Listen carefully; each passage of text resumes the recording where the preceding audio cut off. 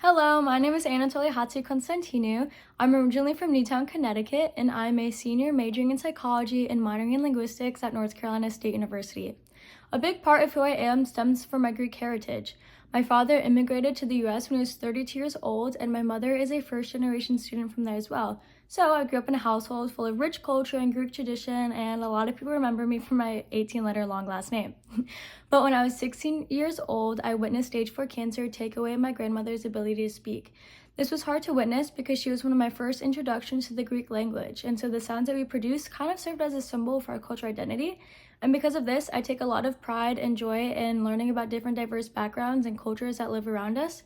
We live in a world that's constantly changing and adapting, and so I think it's really important that we keep our native languages alive so we can communicate with our loved ones.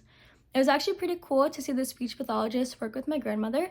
They did some feeding and swallowing exercises as well as a little bit of speech production. So in her final moments with us, she was able to gain a little bit of her independence back, eat on her own, and speak a little bit. So I would say that was pretty cool to see and was what first sparked my interest in becoming an SLP. And hopefully one day I'll be able to enter the medical side of this profession as well.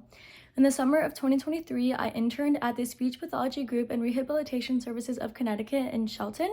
This was a multidisciplinary clinic that included speech, physical, and occupational therapy as well. I mainly observed pediatric speech sessions, so I got to see some language, some articulation, and some feeding and swallowing disorders. But sometimes I was able to travel with the patient into their OT and PT sessions as well. So here I was able to see how all the different therapists kind of create a cohesive treatment plan and incorporate each different goal to create the best plan and for the patient and so they can get an overall great care. So that was pretty cool to see the ins and outs of how it's also interconnected. But thank you so much for your time and consideration.